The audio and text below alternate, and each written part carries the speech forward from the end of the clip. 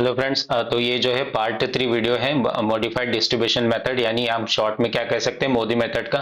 तो एक छोटा सा क्रिस्प हम जो है रिवीजन इसका कर लेंगे। अगर आप देखें तो पार्ट 1 में हमने क्या किया था, अगर आप देखें पार्ट 1 के बारे में अगर मैं बात करूं तो पार्ट 1 में हमने जो है सबसे पहले तो ये देखा कि हमें कौन से 3 स्टेप्स होते हैं हमारी, ठीक है। 3 मेथड्स होती है, तो 3 मेथड में से आप कौन से मेथड को भी, तीनों में से किसी भी मेथड का यूज कर सकते हैं। उन मेथड्स का हम यूज करके जो है ऑक्यूपाइड सेल्स को यूज निकालते हैं। तो फर्स्ट हमने पार्ट 1 वीडियो में क्या किया था, हमने एलसीएम मेथड को यूज किया था, ठीक है। अगर आप चाहे तो डिफरेंट मेथड भी यूज कर सकते हैं, जैसे कि वैम हो गया और एनडब्ल्यूसीएम मेथड भी आप यूज कर सकते हैं, लेकिन हमने अभी के लिए सिर्फ एलसीएम मेथड का यूज किया। उसके बाद एक पार्ट 2 वीडियो था जिसमें हमने मोदी मेथड को स्टार्ट कर दिया था, ठीक है। मोदी मेथड जिसमें हमारा फर्स्ट इंप्रूवमेंट सेल तक आ गया था, ठीक है। फिर हमें जो है इस वीडियो में फर्स्ट इंप्रूवमेंट सेल के आगे जो है कंटिन्यू करना है। तो इस वीडियो में हम कंटिन्यू करेंगे, तो ये जो है पार्ट 3 होगा, जिसमें हम मोदी मेथड में के मोदी मेथड में ही क्या बोल सकते हैं, इंप्रूवमेंट, फर्स्ट इंप्रूवमेंट सेल को कंटिन्यू करेंगे। तो फर्स्ट इंप्रूवमेंट सेल को हम जो है कंटिन्यू करेंगे, फर्स्ट इंप्रूवमेंट सेल, ठीक है। तो एक छोटा सा short short and crisp revision एक बार कर लेंगे कि हमने इस वीडियो में क्या क्या किया है। तो इस तरह से देखें, ये जो है आपका, जस्ट मिनट, ठीक है। ये रहा हमारा नीचे, इस तरह से मोदी मेथड की हमने शुरुआत की थी, और ये हमारा क्वेश्चन था। तो इसमें देखिए सबसे पहले हम क्या करते हैं कि कोई भी मेथड का यूज करते हैं, ठीक है ना। तो मेथड, कोई भी मेथड यूज करने के पहले आपको पता लगाना रहता है कि गिवन प्रॉब्लम इज बैलेंस और नॉट। तो सबसे पहले हम फाइंड करते हैं, किस तरह से फाइंड करते हैं, हम जो है सप्लाई दी रहती है, सप्लाई कॉलम, ये जो है आपका सप्लाई कॉलम है, इनकी सारी वैल्यूज को हम ऐड करते हैं तो हमारा जो टोटल सप्लाई निकल के आ जाता है। फिर हम जो है ये डिमांड कॉलम से डिमांड की जितनी भी रिलेटेड दी गई वैल्यूज है उन्हें ऐड करते हैं, तो हमारा जो है टोटल डिमांड निकल के आ जाती है, ठीक है। फिर जब आपको पता चलता है कि आपकी जो है डिमांड जो है, ठीक है, आपकी जो गिवन डिमांड, ये जो डिमांड है, सिंस जब आपकी टोटल डिमांड इक्वल आ जाती है, total demand is equal to total supply, ठीक है। तो इससे क्या पता चलता है हमें कि the given problem is a balance transportation problem, ठीक है। इससे हमें क्या पता चलता है कि given problem is a balance transportation problem. अब एक बार हमें आइडेंटिफाई हो गया, सपोज अगर हमें पता नहीं हो कि ये जो है, सपोज हमने जो टोटल सप्लाई को प्लस किया और total supply and total demand निकाला, और हमें पता चला कि this particular problem is unbalance. तो इसे मैंने एक्सप्लेन किया कि हमें उस केस में भी क्या करना है, तो एक अनबैलेंस प्रॉब्लम को भी हम जो ट्राई करेंगे, सॉल्व करेंगे अभी। लेकिन क्योंकि हमारे पास बैलेंस प्रॉब्लम है तो इसे कंटिन्यू करेंगे। और क्या फिर कि हमने किया था, फिर ये जो स्टेटमेंट, इस तरह से हम स्टेटमेंट लिखते हैं, since the problem is a balance transportation problem, the total supply is equal to the total demand, ठीक है। आपने देखा क्या थी, टोटल सप्लाई 340 थी, तो हमारी टोटल सप्लाई और टोटल डिमांड भी कितनी थी, 340। तो क्योंकि दोनों इक्वल आ गए, तो इससे हमें पता चला ये बैलेंस ट्रांसपोर्टेशन प्रॉब्लम। फिर हमने क्या देखा, we find initial basic feasible solution, ये IBFS जो है, इससे मैं आपको बता देता हूँ ये क्या लिखा है मैंने। ये जो है इनिशियल बेसिक फिजिबल सॉल्यूशन, ठीक है। तो ये मैंने शॉर्ट में लिख दिया, तो इस तरह से आप जो है ध्यान रखने हैं। फिर हम जो है स्टार्ट करते हैं। फिर आपको, आई होप कि आपको पता होगा, मैं इसे कंप्लीट डिटेल में ले जा चुका हूँ, ठीक है ना। अभी जो है इसे फिर से रिपीट करने की जरूरत नहीं है, क्योंकि एक एक स्टेप को मैं डिटेल में लेके गया हूँ। लेकिन मैंने क्या किया था कि मैंने जो है एक टेबुलर फॉर्मेट में, ठीक है, एक ही कंप्लीट जो था पूरा, जो टेबुलर फॉर्मेट था ना, उसी कंप्लीट टेबल में मैंने जो है सारी वैल्यूज निकाल दी थी। लेकिन आपको इस तरह से नहीं करना है, क्योंकि आपको जो है स्टेप वाइज मार्क्स मिलेंगे। तो अगर आप ये देखें, आपकी स्टेप 1 यहाँ पर क्या थी, स्टेप 1 आपकी थी कि आपको आइडेंटिफाई करना है कि आपका जो गिवन ट्रांसपोर्टेशन प्रॉब्लम है वो बैलेंस है या अनबैलेंस है। फिर आपकी जो रहती है सेकंड स्टेप आपकी यहाँ पर क्या रहती है, स्टेप नंबर 2 आपकी यहाँ पर होती है कि आपको जो है इनिशियल बेसिक फिजिबल सॉल्यूशन को फाइंड करना रहता है। तो इस तरह से आप जो है इसको फाइंड करते हैं, ठीक है। फिर आपका जो है इनिशियल बेसिक सॉल्यूशन इस तरह से निकल के आ जाता है, किस तरह से, यहाँ तक जब स्टेप कंप्लीट हो जाती है फिर आप जो है इनिशियल ट्रांसपोर्टेशन कॉस्ट निकालते हैं। तो ये जो इनिशियल ट्रांसपोर्टेशन कॉस्ट रहती है, यही क्या रहती है हमारी इनिशियल बेसिक फिजिबल सॉल्यूशन, ठीक है। It is nothing but initial basic feasible solution, initial basic feasible solution. लेकिन अब ये क्वेश्चन हमें क्या कह रहा है, ये क्वेश्चन हमें कह रहा है कि हमें इसे जो है मोदी मेथड से सॉल्व करना है। ठीक है। तो अब मोदी मेथड से अगर हमें सॉल्व करना है तो इसे इस तरह से, अब ये क्या होता है कि जो एलसीएम मेथड का हम यूज क्यों करते हैं, एलसीएम मेथड से हमें जो है ऑक्यूपाइड सेल मिल जाते हैं। ठीक है, एक बार इसे थोड़ा सा मैं हाईलाइट कर देता हूँ ऑक्यूपाइड सेल्स को।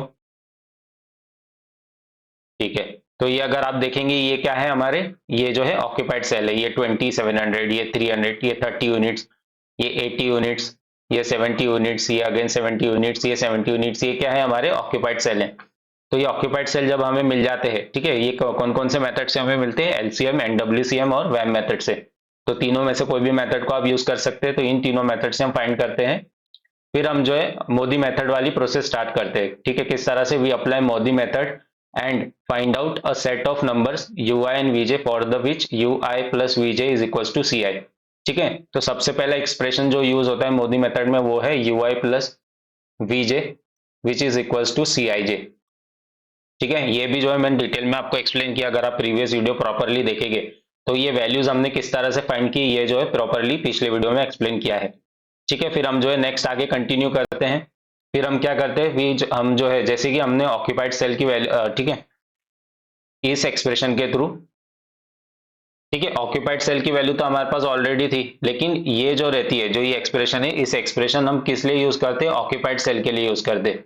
तो जब हम ऑक्यूपाइड सेल के लिए यूज करते हैं तो हमें यहाँ पर रो वैल्यू मिल जाती है। ठीक है, यहाँ पर इस तरह से रो वैल्यू, ये भी मैंने जो प्रॉपरली आपको डिटेल में समझाया उस तरह से, यहाँ पर हमें कॉलम वैल्यू मिल जाती है। ठीक है, ये जो V1 400, V200, V300, V1 200, ये 100 जो भी है, U1 -100, U2 300 एंड U3 100। तो इस तरह से हमें जो है रो एंड कॉलम्स की हमें वैल्यू मिल जाती है। ठीक है, फिर अब हमें जो है रो एंड कॉलम्स की अगर वैल्यू मिल ही गई है तो इसके बाद हम क्या करते हैं, इसके बाद हमारा जो नेक्स्ट स्टेप होता है वो रहता है to find opportunity cost of unoccupied cell. ठीक है, तो ये प्रीवियस अगर आप टेबल में देखें, ठीक है, ये अगर आप देखें यहाँ पर, तो ये जैसे ये P2, ये P2 W1, ठीक है, ये P2 और ये W1, ये अगर आप देखें तो ये क्या है, ये एक ऑक्यूपाइड सेल है। उसी तरह ये P3 W1, ये क्या है, एक ऑक्यूपाइड सेल है। लेकिन इसी के तरह इसके साथ भी जो है कुछ अनऑक्यूपाइड सेल्स होते हैं। जैसे अनऑक्यूपाइड सेल कौन सा है, P1 W1, ये जो सेल है ये अनऑक्यूपाइड सेल है। तो इन अनऑक्यूपाइड सेल्स की भी हम जो है वैल्यूज को फाइंड करते हैं। तो इससे फाइंड करने की के लिए जो एक्सप्रेशन हम यूज करते हैं वो है, ठीक है, इसके लिए जो एक्सप्रेशन हम यूज करते हैं इसे भी मैंने डिटेल में एक्सप्लेन किया प्रीवियस वीडियो में, वो है delta I J is equal to C I J minus you I plus वीजे।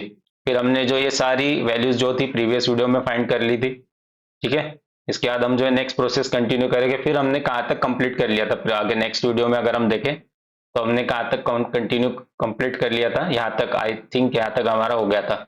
ठीक है, इसके आगे की भी स्टेप हो चुकी है। इसमें क्या किया हमने, इसमें हमने क्लोज्ड पाथ क्रिएट किया है। ठीक है, हमने क्या किया है, क्लोज्ड पाथ क्रिएट किया है। अब किस तरह से क्लोज्ड पाथ क्रिएट किया है तो सबसे पहले ऑक्यूपाइड सेल और ऑक्यूपाइड सेल्स का जो एक्सप्रेशन है उनको यूज करके हमने जो है ये हमने रो वैल्यू ये फाइंड की थी। ठीक है, हमने रो वैल्यूज को फाइंड किया, फिर हमने जो है कॉलम वैल्यू को फाइंड किया।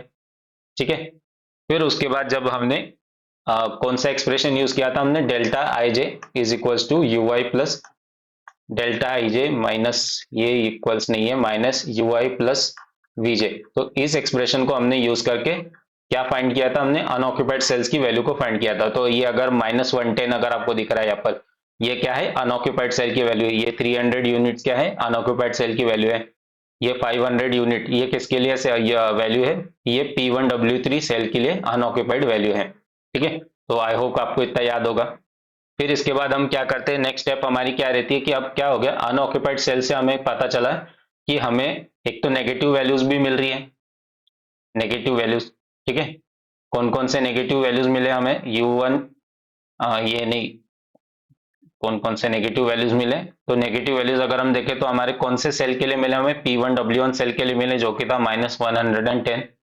उसके बाद एक और नेगेटिव वैल्यू हमें यहाँ पर मिली, कहाँ गई वो, ठीक है, अगेन एक और हमें नेगेटिव वैल्यू मिली, नेगेटिव वैल्यू यूनिट्स में। ठीक है ना, किसके लिए, अनऑक्यूपाइड सेल के लिए। कौन सी अनऑक्यूपाइड सेल के लिए, P2W2, तो ये वैल्यू क्या थी, -100। ठीक है, अब नेक्स्ट स्टेप हमारी क्या रहती है, जैसे ही हमने देख लिया कि हमारे पास नेगेटिव वैल्यूज है, ठीक है, नेगेटिव अपॉर्चुनिटी कॉस्ट हमारे पास आ गई है, तो इसके बाद हम क्या करते हैं, जैसे हमने देखा कि हमें नेगेटिव अपॉर्चुनिटी कॉस्ट हमारे आ रही है। तो इसे हम किस तरह से प्रोसीड करेंगे? अब हम क्या करेंगे, सबसे सबसे पहला स्टेप हमारा होता है कि ये नेगेटिव वैल्यू में देखेंगे हम सबसे ग्रेटेस्ट नेगेटिव वैल्यू कौन सी है। ठीक है, तो अगर हम देखें -110 और -100 में अगर हम कंपैरिजन करें तो which is the greatest negative value, तो वो है -110। तो हम जो ये क्लोज्ड पाथ है ये कहाँ से शुरू करेंगे? -110 से हम इस क्लोज्ड पाथ का शुरुआत करेंगे। ठीक है, किस तरह से शुरू करेंगे एक बार मैं इसे थोड़ा और क्लियर दिखा देता हूं। तो इस तरह से हमने यहां से शुरू किया, ठीक है, ये क्लोज्ड पाथ को। तो जहां से भी आप स्टार्ट करेंगे वहां पर एक पॉजिटिव साइन असाइन करेंगे और ये क्लोज्ड पाथ किसके अलोंग बनेगा? सिर्फ ऑक्यूपाइड सेल के अलोंग बनेगा। ठीक है, आपने देखा V2 ये सेल देखा, यहाँ पर भी ऑक्यूपाइड सेल नहीं है, ये भी ऑक्यूपाइड सेल नहीं है। ठीक है, अगर हम इसके नीचे देखें तो हमारे पास दो ऑक्यूपाइड सेल है। ठीक है, तो अगर आप चाहे तो इस तरह से नीचे से भी जा सकते हैं, अगर चाहे तो आप इस तरह से राइट साइड से भी जा सकते हैं। ठीक है, दोनों तरीके से मैं आपको दिखा देता हूँ किस तरह से हमारा क्लोज प्लास बन रहा है।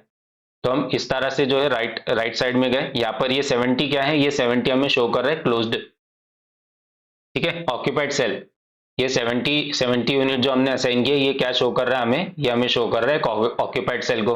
तो ये हमने इस तरह से ऑक्यूपाइड सेल के लिए यहाँ तक हम लेके आ गए हमारी लाइन को। यहाँ पर रेड पेन का यूज करता हूं मैं, ठीक है, तो ये प्रॉपरली हाईलाइट हो पाएगा। ठीक है, तो इस तरह से हमने यहाँ से शुरू किया, इसे कहाँ से शुरू किया? P1W1 सेल से, क्योंकि यहाँ पर जो अपॉर्चुनिटी कॉस्ट थी वो हाईएस्ट नेगेटिव अपॉर्चुनिटी कॉस्ट थी, इसलिए यहाँ से स्टार्ट किया।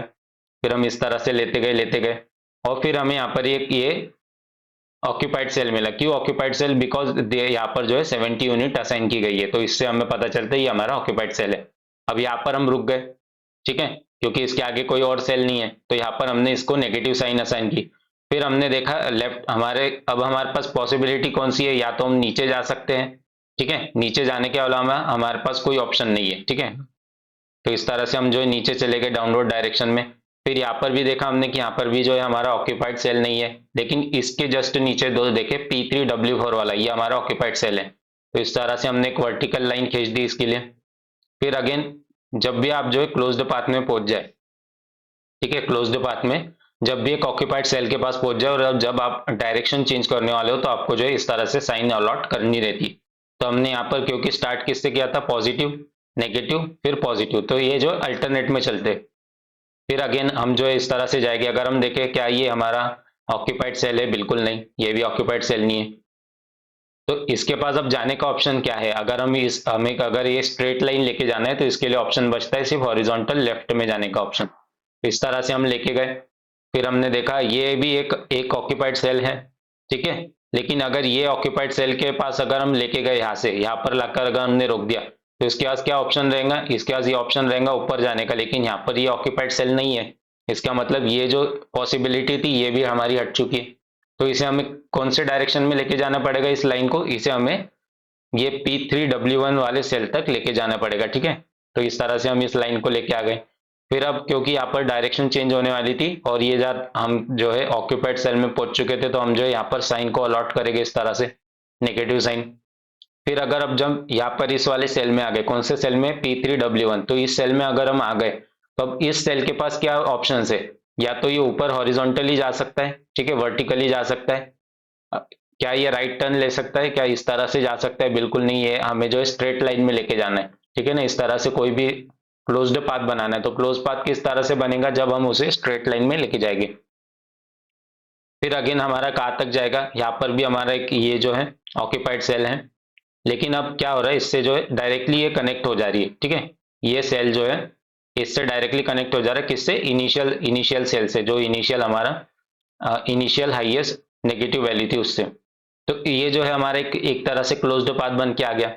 फिर अब ये नेक्स्ट स्टेप हमारी क्या रहती है? जैसे ही आपका कंप्लीट क्लोज्ड पाथ बन जाता है, ठीक है, तो क्लोज्ड पाथ इंटरसेक्ट भी हो सकते हैं, तो वो केस भी हम जो है डिस्कस करेंगे। अब ये क्या हो गया? ये जो है क्लोज्ड पाथ बन गया। क्लोज्ड पाथ बनने के बाद हमारी नेक्स्ट स्टेप रहती है कि हमने जो नेगेटिव साइन असाइन हुई है क्लोज्ड पाथ में, कहाँ कहाँ पर असाइन हुई है, कि कौन से सेल के लिए असाइन हुई है नेगेटिव साइंस?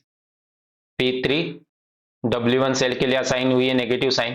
कितनी है नेगेटिव में? ठीक है, हाँ नेगेटिव।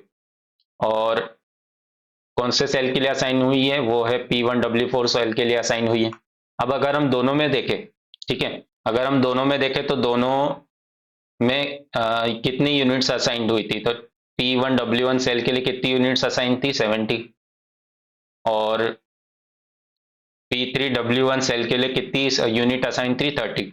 अब हम इसमें क्या करते हैं, ये जो भी वैल्यूज रहती है इसको कहाँ पर शिफ्ट करते हैं, इस तरह से यहाँ पर ये वाले सेल में जो हमारा इनिशियल सेल रहता है ना, जहां से हम क्लोज्ड पाथ स्टार्ट करते हैं, वहां पर इसे हमें जो है इनकी वैल्यूज को शिफ्ट करना रहता है। लेकिन एक कंडीशन क्या रहती है कि हमें जो है जैसे सपोज जैसे ये जो दोनों सेल जहां पर नेगेटिव वैल्यू आ रही थी, नेगेटिव साइंस, ठीक है, तो कंडीशन क्या रहती है कि हमें जो है छोटी वैल्यू को जो है चूज करना पड़ता है। तो यहाँ पर अगर हम देखें जो स्मॉलेस्ट वैल्यू क्या है, तो स्मॉलेस्ट वैल्यू यहाँ पर है 30। तो हम इस केस में क्या करेंगे, अब यहाँ पर अगर हम देखें इस सेल के लिए, तो इस सेल के लिए क्या होगा, कौन से सेल की बात कर रहा हूं मैं, P1W1 सेल के बारे में।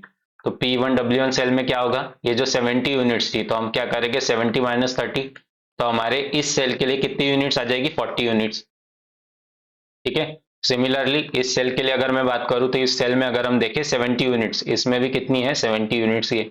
लेकिन यहाँ पर क्योंकि पॉजिटिव साइन है, तो इस सेल में क्या हो जाएगा, कौन सा सेल ये, P3W4।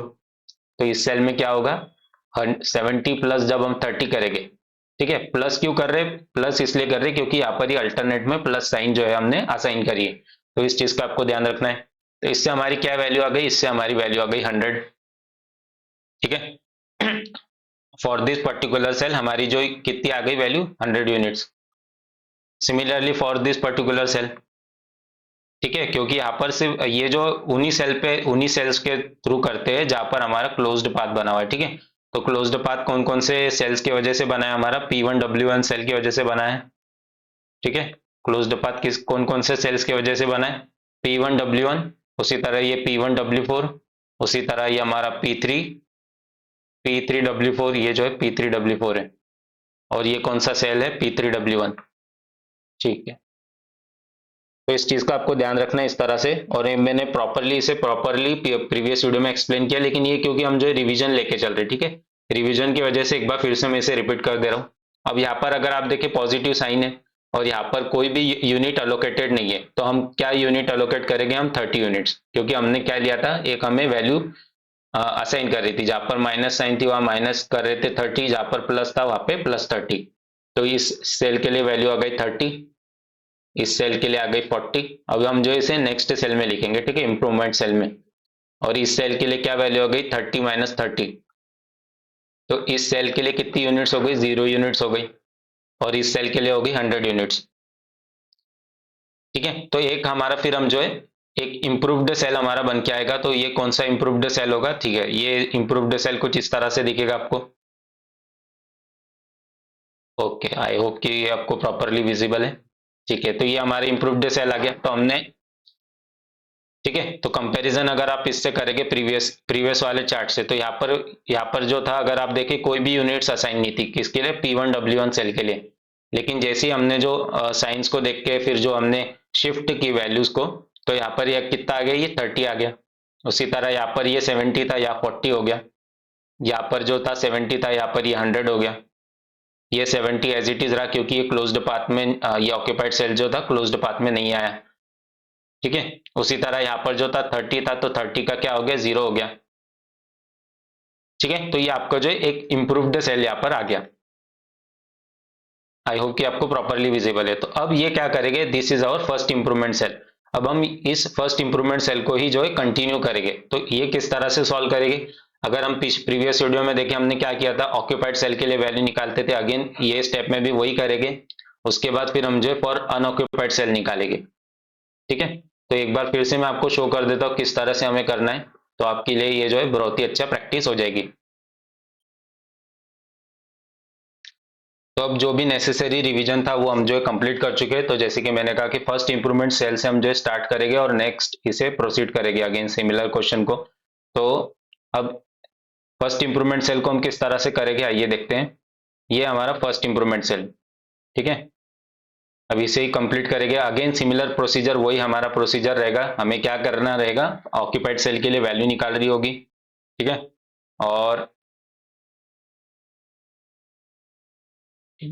तो ऑक्यूपाइड सेल की जो अगर देखें, ऑक्यूपाइड सेल्स ऑलरेडी हम निकाल चुके हैं। हमें क्या निकालनी है, रो वैल्यू और कॉलम वैल्यू निकालनी है। तो एक बार मैं इसे जूम कर देता हूं, ठीक है, ताकि हम थोड़ा सा इसे जूम कर देता हूँ ताकि प्रॉपर विजिबल रहे। Okay, I think this is fine. तो अब हमारी क्या स्टेप रहेगी कि जैसे हमने देखा ऑक्यूपाइड, तो ये सेल जो है ऑक्यूपाइड सेल्स हमारे पास अवेलेबल है, लेकिन हमें क्या वैल्यू निकालना है, ये जो फर्स्ट इंप्रूवमेंट सेल जो हमें मिला है, थोड़ा सा इसे यहाँ पर हम निकालेंगे रो वैल्यू और यहाँ हम निकालेंगे कॉलम वैल्यू। ओके, यहाँ पर कॉलम वैल्यू, तो हमारा कॉलम ये जो हो गया U1 फॉर दिस पर्टिकुलर रो, यहाँ पर U2, यहाँ पर U3, इसके लिए V1, इसके लिए V2, इसके लिए V3 और ये V4। इस तरह से आपको प्रॉपरली इसे लिख लेना है, फिर आप जो है स्टार्ट हम कर सकते हैं।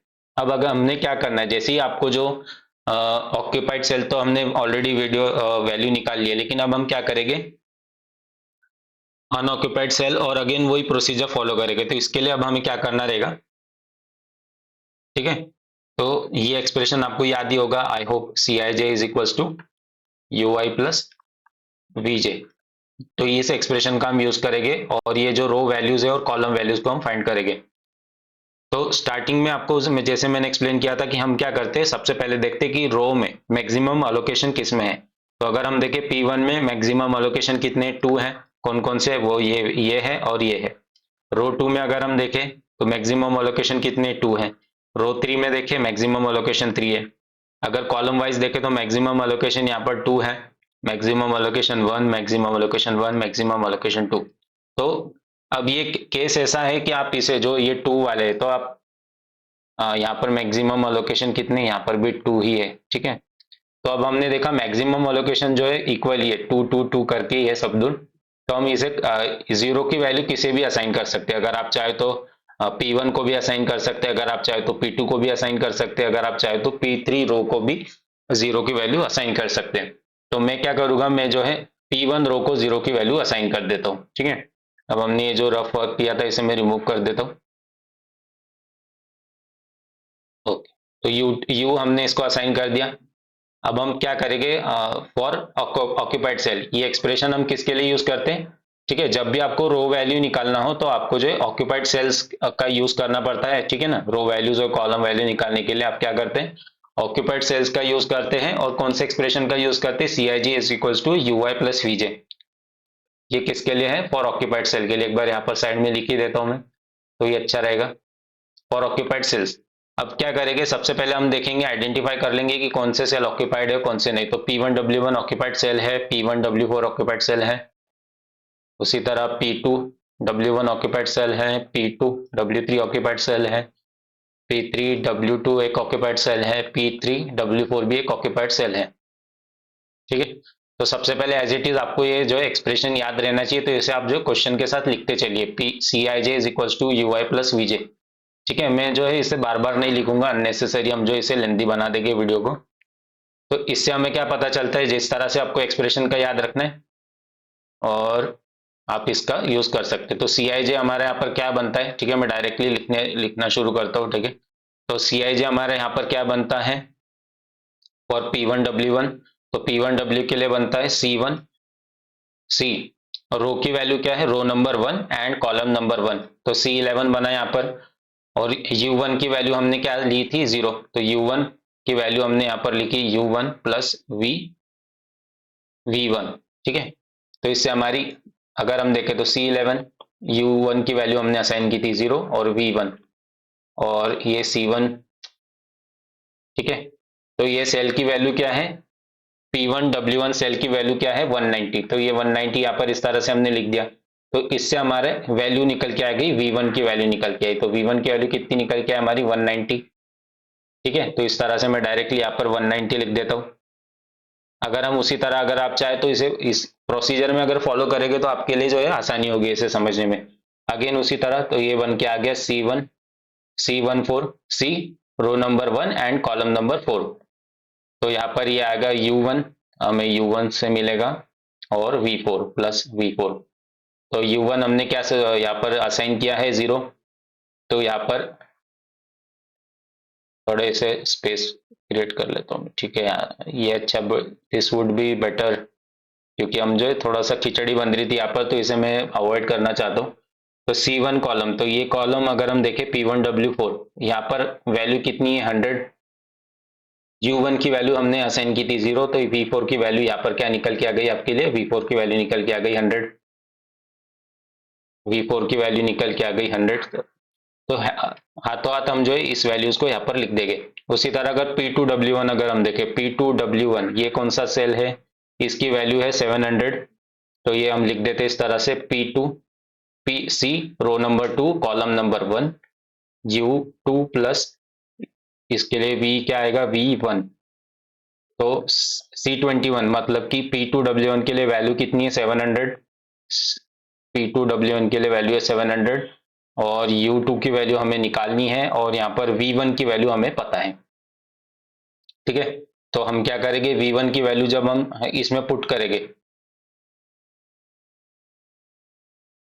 V1 की वैल्यू पुट करेंगे तो हमें क्या मिल जाएगा, U2 की वैल्यू मिल जाएगी। तो मैं डायरेक्टली इसे यहाँ पर लिख देता हूँ, क्योंकि हमारे पास स्पेस की कमी है, तो मैं डायरेक्टली U2 की वैल्यू लिख देता हूँ। तो 700 माइनस जब हम क्या करेंगे 190, तो हमें क्या मिलेगा 610, हमें मिलेगा यहाँ पर 610।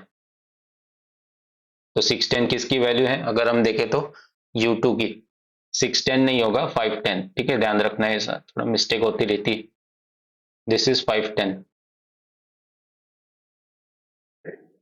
ओके, फिर उसी तरह हम यहाँ पर अगेन P2W3, ये सेल कौन सा है, अब आपको समझ में आ गया होगा कि हमें किस तरह से लिखना है। ठीक है, एक बार फिर से आपको एक डिटेल में बता देता हूँ। सपोज ये है आपका expression Cij is equals to UI plus VJ। तो अगर हम कौन से सेल के बारे में बात करेंगे, ठीक है P2W3, अभी इसे सॉल्व करने वाले तो इसी के बारे में बात करते। तो P2, ये P2 क्या शो कर रहा है, ये रो को शो कर रहा है, और ये V3, ये V3 क्या शो कर रहे हैं, कॉलम को शो कर रहे हैं। जब आप इसे कंबाइन करते हैं तो आपको जो है एक प्रॉपर जो सेल, किस सेल के बारे में हम जब बात कर रहे हैं वो सेल आपको पता चलता है, किससे, P2W3 से। तो इसके लिए अगर हम देखें, ये आई किसको डिनोट कर रहा है, ये आई अगर हम देखें तो रो को डिनोट कर रहा है, तो ये P2W3 तो ये P2W3 में देखेंगे तो ये कौन सी रो है, ये सेकेंड रो है।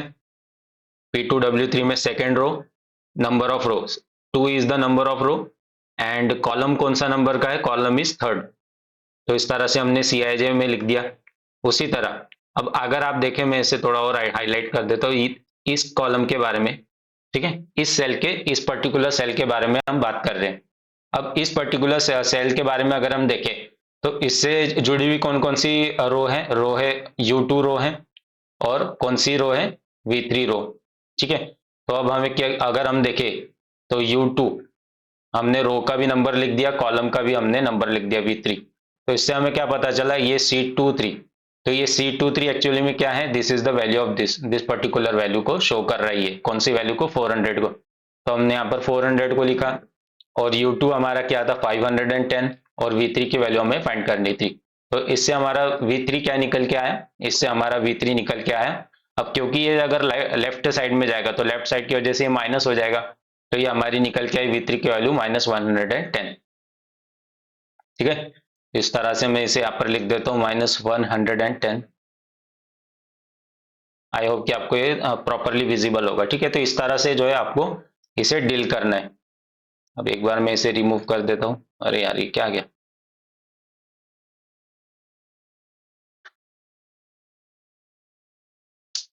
क्या भाई, क्या गया ये। ठीक है, ये हट गया। तो एक बार मैं आपको शो कर देता हूँ, इसे रिमूव कर देता हूँ। फिर वही बाहर, क्या यार ये क्या होते रहता है ग्लिच।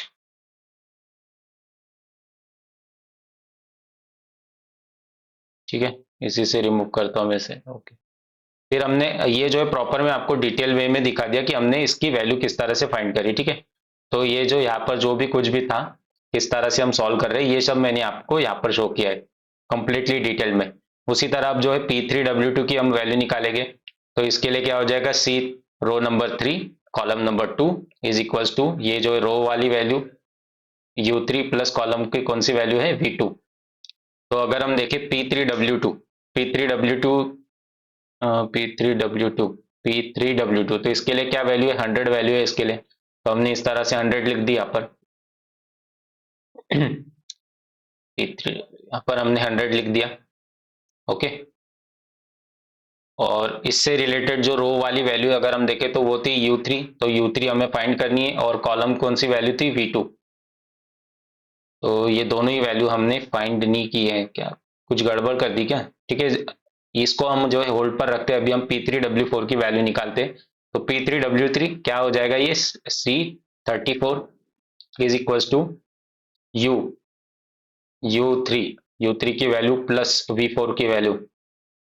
ठीक है, इसके थ्रू हम जो निकाल पा रहे हैं, तो C30, ये जो कॉलम है C34 सेल के लिए जो वैल्यू है वो कौन सी है, वो है 200, और इसके लिए U3 की वैल्यू हमें निकालनी है, V4 की वैल्यू हमारे पास अवेलेबल है 100। तो U3 की वैल्यू हमारी यहाँ पर क्या निकल के आ गई, 100 निकल के आ गई। U3 की वैल्यू हमारे पास 100 आ गई। ठीक है, हमने इस कर दिया, और जो हमने होल्ड पर रखा था, किसे होल्ड को, P3W2 सेल को हमने होल्ड पर रखा था, तो इससे होल्ड पर रखने से तो इसकी वैल्यू क्या निकल के आई हमारा यहाँ पर, U3 प्लस, ठीक है, जस्ट मिनट, इसे थोड़ा सा स्पेस क्रिएट करता हूँ यहाँ पर। 100 is equal to U3 plus V2। तो यहाँ पर हमारी U3 की वैल्यू हमारे पास मिल गई, तो इससे V2 की हमारी वैल्यू निकल के आएगी, V2 की वैल्यू क्या निकल के आएगी, 0। तो हमारी यहाँ पर V2 की वैल्यू निकल के आ गई 0। इस तरह से यहाँ पर मैं बॉक्स में लिख देता हूँ इससे, ताकि हम आइडेंटिफाई कर पाए आसानी से। तो ये आपको समझ में आ गया होगा कि हमको ऑक्यूपाइड सेल्स का यूज करके रो की वैल्यू हमें किस तरह से फाइंड करनी है। ठीक है, ओके। तो अब ये जो है प्रॉपरली स्टेप्स आपको जो है इस तरह से प्रॉपर स्टेप आपको जो भी क्वेश्चन आएगा मोदी मेथड से रिलेटेड, तो ये स्टेप्स आपको शो करनी है। ठीक है ना, तो इसके अगर आप ये शो नहीं करेंगे तो इसके बेसिस में मार्क्स कट हो सकते हैं। तो ये हमारी यहाँ पर वैल्यूज आ गई। अब इसको ही जो है मैं एज इट इज इसी जो है कॉलम को यूज करूंगा, इसे एज इट इज यूज करूंगा, और इसके थ्रू हम जो है अनऑक्यूपाइड सेल्स के लिए वैल्यू निकालेंगे। I think okay, now we will find the values for the unoccupied cells. अब हमने क्या किया था, यहाँ पर ऑक्यूपाइड सेल्स के लिए वैल्यू निकाली थी, अब हम अनऑक्यूपाइड सेल्स के लिए वैल्यू निकालेंगे। तो अनऑक्यूपाइड सेल के लिए जो वैल्यूज हम निकालते, तो उसका एक्सप्रेशन आई होप कि आपको याद होगा। अगर सपोज आपको याद नहीं है तो मैं आपको इसे एक बार थोड़ा सा इसका याद दिला देता हूँ। तो ये एक्सप्रेशन क्या है, ये एक्सप्रेशन है del I G minus you I plus V J. ठीक है, तो जैसे मैंने सी आई जे को डिटेल में आपको एक्सप्लेन किया, उसे ही इसे भी मैं जो एग्जांपल के थ्रू आपको प्रॉपरली डिटेल में एक्सप्लेन करूंगा। अब हमारे पास ऑक्यूपाइड सेल्स का यूज करके हमने रो वैल्यू और कॉलम वैल्यूज को फाइंड कर लिया। अब हम क्या करेंगे, रो वैल्यूज और कॉलम वैल्यूज को यूज करके अनऑक्यूपाइड सेल की वैल्यूज निकालेंगे। तो एक बार मैं थोड़ा साइड में लिख देता हूँ ये कौन कौन से रो वैल्यूज और कॉलम वैल्यूज है यहाँ पर एक। ठीक, तो सबसे पहले हम किसके लिए फाइंड करेंगे, फॉर अनऑक्यूपाइड सेल। तो कौन कौन से अनऑक्यूपाइड सेल है, सबसे पहले उन्हें आइडेंटिफाई कर लेते हैं। फॉर अनऑक्यूपाइड सेल्स कौन कौन से अनऑक्यूपाइड सेल है हमारे यहाँ पर, P1W2 is our one of the unoccupied cell, P1W3 हमारा एक अनऑक्यूपाइड सेल है, P2W1 हमारा एक अनऑक्यूपाइड सेल है, P2W3 हमारा एक अनऑक्यूपाइड सेल है। गड़बड़ कर दी, P2W1 नहीं है हमारा, P2W2 है हमारा अनऑक्यूपाइड सेल, P2W4 हमारा एक अनऑक्यूपाइड सेल है, P3W1 हमारे एक अनऑक्यूपाइड सेल है, P3W3 is one of our unoccupied cell. तो एक बार एक P1W2, ठीक है, तो ये P1W2 को मैं आपको डिटेल में शो करूंगा कि किस तरह से हम करेंगे। तो यहाँ पर साइड में इसे मैं लिख लेता हूँ P1W2। तो P1W2 के लिए क्या एक्सप्रेशन है, यूज करने वाले हम delta I J is delta I J minus you I plus V J. अब इसकी वैल्यूज को हम जो असाइन करेंगे, इसमें स्टार्ट करेंगे, तो डेल्टा रो नंबर कौन सी है 1 और कॉलम नंबर है 2 माइनस यू आई किसको शो करता है, रो को, तो रो कौन सी है, रो नंबर 1 प्लस वीजे, वीजे किसको शो करता है, कॉलम नंबर 2 को। ठीक है, तो इस तरह से आपका एक्सप्रेशन बन के आ गया। तो ये अनऑक्यूपाइड सेल कौन सा था, अनऑक्यूपाइड सेल P1W2, इसके लिए क्या वैल्यू है 300। This is the value for this unoccupied cell. तो 300 हमने इस तरह से लिखा, और इसके लिए हमने क्या वैल्यूज फाइंड कर दी, U1 की वैल्यू थी 0, V2 की वैल्यू थी 0। तो इससे हमारे P1W2 के लिए अनऑक्यूपाइड सेल के लिए जो यूनिट्स निकल के आ गए वो कितनी यूनिट्स है, 300 यूनिट्स। अब आपने जैसे ही इस 300 यूनिट्स को फाइंड कर लिया तो इसे एक प्रॉपर तरीके को लिखना है, ठीक है। अब किस तरह से लिखते हैं आइए इसे मैं आपको दिखाता हूँ। आपको इस तरह से लिखना है कि आप जो इन्हें आइडेंटिफाई कर पाए कि ये ऑक्यूपाइड सेल्स की वैल्यू है और ये अनऑक्यूपाइड सेल की वैल्यू है, ठीक है। तो जब हम इसे ये सर्कल में जो भी वैल्यूज को लिखते हैं तो इससे पता चलता है कि ऑक्यूपाइड सेल की वैल्यू है। लेकिन अब हम क्या करेंगे, अनऑक्यूपाइड सेल के लिए हम किस तरह से लिखेंगे, इस तरह से। तो 300 this is the value for this, ठीक है। तो ये 300 और इसे तो थोड़ा सा एक हम जो कॉर्नर साइड में लिखेंगे और इसे कवर करेंगे एक बॉक्स से। तो इससे हमें जो आइडेंटिफाई करने में आसानी रहेगा कि ये अनऑक्यूपाइड सेल की वैल्यू है, दिस इज अनऑक्यूपाइड सेल और ये ऑक्यूपाइड सेल है, ठीक है। तो इसकी वजह से जो हम अननेसेसरी कंफ्यूजन को अवॉइड कर सकते हैं, इसलिए जो हम इस तरह से सिस्टमेटिक वे में इसे सॉल्व कर रहे हैं। अब सिमिलरली हमने देखा P1W2 से हमें क्या मिल गया, ठीक है। तो ये जो था यहाँ पर ये जो भी प्रोसेस हमने किया वो एज इट इज आपको यहाँ पर करना था। अब P1W3 के लिए करेंगे तो यहाँ पर क्या बन जाएगा, delta row number 1 column number 3 minus row number 1 plus row number column number 3। तो डेल P1W3 के लिए क्या वैल्यू थी 500, U1 की वैल्यू अगर देखें तो 03, उसी तरह V3 की वैल्यू अगर हम देखें तो -110, -110। तो इससे हमारी क्या वैल्यू निकल के आ गई 500 माइनस माइनस माइनस ये प्लस हो जाएगा 110। तो इससे हमारी क्या वैल्यू निकल के आ गई 610, ठीक है। एक बार मैं चेक कर लेता हूँ 610, क्या ये हमारी करेक्ट वैल्यू है 6, yes this is the correct value. तो इस पर्टिकुलर सेल के लिए 610 आ गए। तो उसी तरह जो है आप इसे कंटिन्यू कर सकते हैं, जैसे कि अब मैं जो है मैंने आपको प्रॉपरली कौन से सेल के लिए शो कर दिया, P1W2 सेल के लिए शो कर दिया और P1W3 सेल के लिए शो कर दिया। अब मैं क्या करूंगा, इसे डायरेक्टली सॉल्व करूंगा। तो डायरेक्टली आप किस तरह से सॉल्व कर सकते हैं, सबसे हमारा सेल कौन सा है, P2W2 सेल है, कौन सा सेल है और इसकी वैल्यू कितनी, गिवन वैल्यू है 300। डायरेक्टली मैंने 300 लिखा और इससे जुड़ा हुआ जो रो वैल्यू है और कॉलम वैल्यू है वो मैं लिख दूंगा। तो 510 इज द रो वैल्यू और कॉलम वैल्यू कितनी है +0। तो 300 माइनस 510, तो हमारी यहाँ पर क्या वैल्यू निकल के आ गई -210, -210। तो हाथों हाथ में इन वैल्यूज को भी लिखते जाओ तो ताकि हमारे लिए आसानी हो, ठीक है। ब्लैक इंक, तो ये क्या वैल्यू निकल के आई थी हमारी P1W3 सेल के लिए अगर हम देखें हमारी वैल्यू निकली थी 610। तो इस तरह से मैं यहाँ पर लिख देता हूँ 610। उसी तरह अगर हम देखें हमारे P2W2 सेल के लिए निकल के आई थी -210। इस तरह से मैंने लिख दिया इसे प्रॉपर तरीके में, ओके। अब उसी तरह हम जो है P2W4 सेल के लिए निकालेंगे।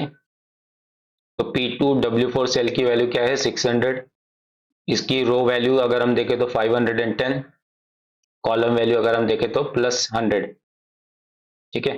तो 600 माइनस जब हम ये क्या हो जाएगा 610, तो इससे हमारी क्या वैल्यू निकल के आएगी -10। -10 किसकी वैल्यू निकल के आ गई, अनऑक्यूपाइड सेल की। -10 इज द -10 यूनिट्स। तो ये -10 हमने इसे यहाँ पर इस तरह से लिख दिया, ठीक है। इसे ब्लैक कलर से ही लिखता हूँ क्योंकि हम जो है अनऑक्यूपाइड सेल के लिए ब्लैक कलर का यूज कर रहे थे -10, ठीक है। अब P3W1 की वैल्यू निकालेंगे तो P3W1 अगर मैं देखूँ तो इसकी वैल्यू है 400, इससे जुड़ा हुआ जो रो की वैल्यू है वो है 100 प्लस इससे जुड़ी हुई जो कॉलम की वैल्यू है 190। तो 290, तो इसके क्या वैल्यू आएगी 400 माइनस 290 हमें मिलेगा 110, ठीक है। तो इस तरह से मैं इस वैल्यू को लिख देता हूँ 110 को यहाँ पर, ठीक है। उसी तरह हम जो है P3W3 सेल के लिए निकालेंगे। अब P3W3 सेल हमारा कौन सा है और इसकी वैल्यू क्या है 400, ये है हमारा P3W3 सेल, ठीक है। This is our P3W3 cell, इसकी वैल्यू कितनी है 400 माइनस P3W3 400, इससे रिलेटेड रो की वैल्यू क्या है 100 प्लस इससे जुड़ी हुई क्या वैल्यू है -110। तो इसे डायरेक्टली मैं -110 लिख देता हूँ -110। तो इससे हमारी क्या वैल्यू निकल के आई 400 माइनस -10, तो ये -10 आ गया यहाँ पर। तो 400 माइनस माइनस प्लस हो जाएगा 10, तो इससे हमारी वैल्यू निकल के आएगी 410। ठीक है, तो ये है हमारी करेक्ट वैल्यू। अब हम जो है इसे, क्योंकि अनऑक्यूपाइड सेल की ये जो है यूनिट्स है, तो इसे as it is unoccupied cell में हम लिख देंगे। क्या निकल के आई हमारी P3W3 के लिए 400। तो हमने इस तरह से इन वैल्यूज को लिख दिया। तो ये थी आपका, ये स्टेप हमने पहले भी कर चुके थे। अब इसके थ्रू जो है हम एक क्लोज्ड पाथ बनाएंगे। ठीक है, अब ये क्लोज्ड पाथ वाला सिस्टम मैं आपको बताता हूँ किस तरह से हमें करना है। अब हमारे सामने जो है फर्स्ट इंप्रूवमेंट सेल आ चुका है, तो इसे थोड़ा सा और डिटेल में मैं लेके जाना चाहूंगा। तो हमारी स्टेप 1 क्या रहेगी यहाँ पर, अगर आप देखें यहाँ पर हमारी स्टेप 1। ठीक है, स्टेप 1 हमारी यहाँ पर, स्टेप वन क्या होगी, हमें सबसे पहले आइडेंटिफाई करने पड़ेगा हाईएस्ट नेगेटिव अपॉर्चुनिटी कॉस्ट। ये जो लिखा है ये 300, 600, 10, ये -210, -10, 110, 400, ये जो भी वैल्यूज मैंने जो लिखी है अनऑक्यूपाइड सेल में, ये क्या है एक्चुअली में अपॉर्चुनिटी कॉस्ट है। इन्हें हम क्या कहते हैं, अपॉर्चुनिटी कॉस्ट। तो अब हम इसमें क्या करेंगे, सबसे पहले तो जो है, सबसे पहले स्टेप अगर याद रखनी है आपको, जैसे ही आपने इंप्रूवमेंट सेल आपका आ गया, तो सबसे पहले स्टेप आपको याद रखनी है कि आपको इसमें हाईएस्ट, एक साइड में लिख ही देता हूं मैं, हाईएस्ट अपॉर्चुनिटी कॉस्ट। ठीक है, हाईएस्ट वो भी कौन सी, नेगेटिव वाली, हाईएस्ट नेगेटिव अपॉर्चुनिटी कॉस्ट। सबसे पहले ही इसे आइडेंटिफाई करना है आपको कौन से सेल में। तो ये देखिए, तो अगर हम देखें हाईएस्ट नेगेटिव अपॉर्चुनिटी कॉस्ट कौन से सेल में है, वो है P2W2, और ये वैल्यू इसकी -210। उसी तरह हाईएस्ट दूसरी जो नेगेटिव अपॉर्चुनिटी कॉस्ट है वो है P2W4 सेल में, और उसकी वैल्यू है -10। अब आपके पास दो वैल्यूज यहाँ पर अवेलेबल है, तो अब हम क्या करेंगे, इसमें हम जो है क्लोज्ड पाथ बनाएंगे। तो क्लोज पाथ बनाने के लिए हमें जो है नेगेटिव वैल्यूज का हम यूज करते हैं। कौन से, नेगेटिव अपॉर्चुनिटी कॉस्ट का। तो सबसे पहली जो हाईएस्ट नेगेटिव अपॉर्चुनिटी कॉस्ट है वो ये है, और सेकंड वाली जो हमारी नेगेटिव अपॉर्चुनिटी कॉस्ट है वो ये है। और तो क्लोज पाथ की जो हम स्टार्टिंग करते हैं वो कहाँ से स्टार्टिंग करते हैं, हम उसकी जो स्टार्ट करते हैं हाईएस्ट नेगेटिव अपॉर्चुनिटी कॉस्ट से। तो यहाँ पर अगर हम देखें हाईएस्ट नेगेटिव अपॉर्चुनिटी कॉस्ट हमारे लिए क्या है, थोड़ा सा मैं इस सेल को थोड़ा इसकी साइज इंक्रीज कर लेता हूँ ताकि हमें जो है एक्सप्लेनेशन के लिए अच्छा रहे, और आपके लिए भी अच्छा रहेगा। ठीक है, तो ये हमारा है फर्स्ट इंप्रूवमेंट सेल, और इसमें अब जो हम स्टार्ट करेंगे, तो सबसे हाईएस्ट नेगेटिव अपॉर्चुनिटी कॉस्ट कहाँ पर है, वो है P2W2 सेल में। P2W2 सेल कौन सा है, ये है और ये है। ठीक है, तो ये आई थिंक कि आपको समझ में आ गया कि हम किस तरह से आइडेंटिफाई करते हैं सेल को। तो इस सेल को हम कहेंगे P2W2 सेल। तो यहाँ से स्टार्ट करेंगे हम, जो भी होगा हमारा क्लोज्ड पाथ यहाँ से स्टार्ट होगा। ठीक है, अब यहाँ से हमने स्टार्ट कर दिया, पॉजिटिव साइन इसको यहाँ पर असाइन कर दी। अब हम देखेंगे हमारा क्लोज पाथ बनने की पॉसिबिलिटी क्या है। सपोज मैं अगर एक स्ट्रेट लाइन को अगर राइट साइड में लेके जाता हूँ, ठीक है, इस तरह से। ठीक है, सपोज में एक केस 1 हमारा है, केस 1 है हमारा कि हमने यहाँ पर इस तरह से लेके गया। अब इसके पास लेके जाने के बाद हमें यहाँ पर, ठीक है, ना तो यहाँ पर आपको ना ही ऑक्यूपाइड सेल मिल रहा है, ना ही यहाँ पर ऑक्यूपाइड सेल मिल रहा है, ना ही ऑक्यूपाइड सेल नहीं मिल रहा है। ठीक है, अब कोई पॉसिबिलिटी ही नहीं है। तो पॉसिबिलिटी नहीं होने की वजह से इसलिए हम जो है इस यहाँ पे जो क्लोज्ड पाथ है राइट साइड में लेके नहीं जाएंगे, क्योंकि यहाँ पे हमारे पास कोई पॉसिबिलिटी बन ही नहीं रही। तो ये पॉसिबिलिटी रिजेक्ट हो गई। स्टार्ट करेंगे हम, अब क्या करेंगे, लेफ्ट साइड में लेके जाएंगे। लेफ्ट साइड में क्यों लेके जाएंगे, यहाँ पर अगर हम देखें लेफ्ट साइड में कौन सा सेल है हमारा, P2W1। ये P2W1 सेल में अगर हम देखें तो आपके पास जो है ऑक्यूपाइड सेल है। उसी तरह P1W1 आपका एक ऑक्यूपाइड सेल है। उसी तरह अगर हम देखें कौन सा सेल ऑक्यूपाइड है, P1W4 एक आपका ऑक्यूपाइड सेल है। उसी तरह P3W4 एक ऑक्यूपाइड सेल है, और आपका P3W2 भी आपका ऑक्यूपाइड सेल है। अब किस तरह से आप लेके जा सकते हैं, जैसे कि मैंने प्रीवियस वीडियो में कहा था कि हमारा जो क्लोज्ड पाथ है वो इंटरसेक्शन में भी बन सकता है। किस तरह से बनेगा, ये क्वेश्चन में जो है इंटरसेक्शन वाला ही हमारा क्लोज्ड पाथ बन रहा है। तो इस तरह से हम यहाँ पर ले गए इसे लेफ्ट में। ठीक है, लेफ्ट में ले गए। अब क्योंकि स्टार्ट हमने क्या किया था, पॉजिटिव साइन स्टार्टिंग में असाइन करी थी। ठीक है, एक चीज ध्यान रखनी कि हमेशा आपको हाईएस्ट नेगेटिव अपॉर्चुनिटी कॉस्ट रहेगी, वो जो सेल रहेगा जिसमें हाईएस्ट नेगेटिव अपॉर्चुनिटी कॉस्ट रहेगी उसमें हमें पॉजिटिव साइन असाइन करनी है। इस चीज का आपको हमेशा ध्यान रखना है। उसके बाद जो नेक्स्ट सेल आऊंगा आपका, उसमें हम जो है नेगेटिव साइन असाइन करेंगे इस तरह से। अब इसके पास पॉसिबिलिटी क्या है जाने की, क्या ये नीचे जा सकता है, बिल्कुल नहीं। सिर्फ एक ही पॉसिबिलिटी बचती है इसके पास, वो है कि इसके इस तरह से इसे ऊपर ही जाना पड़ेगा। ठीक है, यहाँ तक हमने लाइन इसे ड्रॉ कर ली। अब यहाँ पर ये ऊपर तक जाएगा, यहाँ पर ये पॉजिटिव साइन रहेगी इसके लिए। ठीक है, इस तरह से इसके लिए ये पॉजिटिव साइन यहाँ पर आ गई क्योंकि यहाँ पर नेगेटिव थी। उसी तरह अब ये डायरेक्टली, अब इसके पास क्या पॉसिबिलिटी, पॉसिबिलिटी एक ही है कि राइट साइड में स्ट्रेट लाइन में हॉरिजॉन्टली जाना, यही इसके पास एक पॉसिबिलिटी है। तो हमने यहाँ पॉजिटिव नेगेटिव, यहाँ पॉजिटिव, यहाँ पे हमारी साइन है कि नेगेटिव। ठीक है, अब नेक्स्ट अगर हम ऑक्यूपाइड सेल देखें तो नेक्स्ट ऑक्यूपाइड सेल हमारा यहाँ पर कौन सा है, वो कौन सा सेल है हमारा, वो अगर हम देखें तो ये वाला सेल है हमारा नेक्स्ट ऑक्यूपाइड सेल। तो हमने यहाँ पर पॉजिटिव वैल्यू इसकी असाइन कर दी। अब अगर आप देखें तो इसके पास जाने की पॉसिबिलिटीज क्या है, क्या ये यहाँ पर ऊपर जा सकता है, बिल्कुल नहीं। क्या यहाँ पर जा सकता है, बिल्कुल नहीं। तो हमें क्या करना पड़ेगा, ऑक्यूपाइड सेल को ही देखना पड़ेगा। तो सेकंड इससे रिलेटेड, ठीक है, तो ये लाइन जो स्ट्रेट लाइन ड्रॉ हो उसके लिए जो ऑक्यूपाइड सेल है वो है, कौन सा सेल है वो, ऑक्यूपाइड सेल P3W2। तो ये लेफ्ट साइड में हम इस तरह से इस लाइन को लेकर जाएंगे। ठीक है, स्ट्रेट लाइन में सपोज इसे बनाई, स्ट्रेट लाइन बना देता हूँ यहाँ पर एक, इस तरह से यहाँ से यहाँ तक। तो ये हम ऑक्यूपाइड सेल पर आ गए। यहाँ पर अगेन इसे हमने असाइन कर दिया वैल्यू, यहाँ पर साइन असाइन कर दी माइनस साइन। अब इसके पास अगर हम देखें तो क्या ये लेफ्ट साइड में जा सकता है, अगेन बिल्कुल नहीं, क्योंकि ये अनऑक्यूपाइड सेल है। तो इसके पास क्या पॉसिबिलिटी बनती है, सिर्फ इसके पास एक ही पॉसिबिलिटी रहती है कि जहां से हमने असाइन करना स्टार्ट किया था उसी उसी सेल में इसे हम जो है ज्वाइन कर देंगे। ठीक है, तो अगेन ये अगर आप साइन भी देखें तो साइंस हमारी प्रॉपरली एक दूसरे से मैच हो रही, positive negative positive negative positive negative, और यहाँ पर एंड हुआ किससे, पॉजिटिव से। तो ये हमने जो क्लोज्ड पाथ बनाया है ये हमारा करेक्ट क्लोज्ड पाथ है। ठीक है, तो ये जो है प्रॉपर हमारा क्लोज्ड पाथ बन गया। अब सेकंड, ठीक है, तो ये मैंने आपको जो स्टेप 1 बता दी थी कि हमें जो रहता है हाईएस्ट नेगेटिव कॉस्ट हमें पहले आइडेंटिफाई करनी पड़ती है। स्टेप 1 हमारी क्या आती है इस मेथड के लिए, एक बार मैं फिर से और आपको स्टेप्स को क्लियरली और बताता हूँ डिटेल में। ठीक है, अरे यार, तो सबसे पहले हमने क्या किया था, हाईएस्ट नेगेटिव अपॉर्चुनिटी कॉस्ट को आइडेंटिफाई किया था।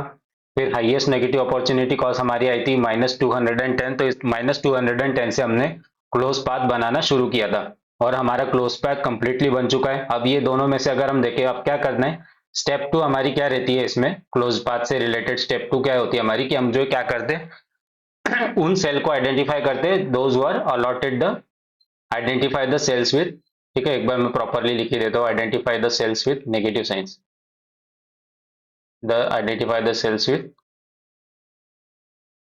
With allotted negative sign. ठीक है, हमने क्या है नेगेटिव साइन उसमें अलॉट किए।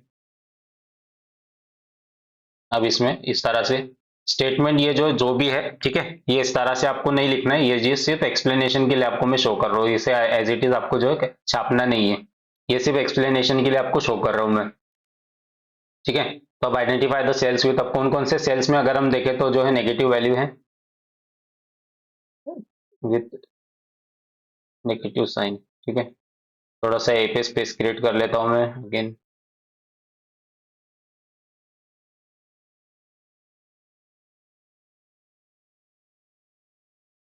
ठीक है, अब हम जो है हमें प्रॉपर सेल्स जो है प्रॉपरली दिख रहे, तो सबसे पहले हम देखेंगे नेगेटिव सेल वाला सेल कौन सा है। तो असाइन जहाँ से हमने स्टार्ट किया था, असाइन कहाँ से, -210 से, या फिर कौन से सेल से स्टार्ट किया था हमने, असाइनिंग P2W2 से स्टार्ट किया था। लेकिन नेगेटिव सेल कौन सा है पहले देखें तो ये है नेगेटिव सेल हमारा P2W1 वाला, फर्स्ट हमारा नेगेटिव सेल है P2W1, जिसपे कितनी नेगेटिव नेगेटिव नेगेटिव साइन है। ठीक है, इस सेल के पास this is the negative, this is the cell with the negative value, और इसके पास कितनी यूनिट्स है, 20 यूनिट्स। उसी तरह अगर हम देखें तो और कौन सा सेल हमारा नेगेटिव यूनिट्स के साथ है, P1W4। P1W4 ये भी कैसा एक नेगेटिव साइन है इसमें, और इसके पास कितनी यूनिट्स है, 40 यूनिट्स। उसी तरह कौन सा और सेल है हमारा, दो सेल्स हमने लिख लिए, और कौन कौन से दो, ये लिख लिया हमने P2W1, उसके बाद हमने लिखा P1W4, फिर हम जो लिखेंगे वो है P3W2। P3W2, तो P3W2 क्या है हमारा, यहाँ पर देखे तो इसमें भी जो है नेगेटिव साइन असाइंड हुई है, और इसमें जो है यूनिट्स है वो है 80 यूनिट्स, ठीक है। अब हमने इसकी यूनिट्स क्यों निकाले, क्योंकि हम जो है हमें क्या करना है, जैसे ही हमने जहाँ से एलोकेशन स्टार्ट किया था ना, जहाँ पर हमने हाईएस्ट नेगेटिव अपॉर्चुनिटी कॉस्ट वाले सेल से हमने स्टार्ट किया था, तो इसमें हम क्या करेंगे, मिनिमम वैल्यू को जो है शिफ्ट करेंगे यहाँ पर। तो इसका शिफ्टिंग किस तरह से होगा, अगर हम देखें तो इसमें से मिनिमम वैल्यू कौन सी है, 20, 40 एंड 80। तो यहाँ पर अगर हम देखें तो 20 इज द मिनिमम वैल्यू, ठीक है। तो इस 20 जो मिनिमम वैल्यू है इसको जो है हम शिफ्ट करेंगे। किस तरह से शिफ्ट करेंगे, ठीक है। तो इसे भी थोड़ा सा मैं और अगेन इसके लिए थोड़ा सा एक और सेल का यूज करना पड़ेगा हमें। ये सेल को मैं ऐसा ले लेता हूँ यहाँ से, इससे थोड़ा साइड में कर देता हूँ, ठीक है। तो ये कंप्लीट सेल हमारे पास यहाँ पर आ जाएगा, डुप्लीकेट, और ये नीचे। तो इस सेल को थोड़ा सा हम जो है,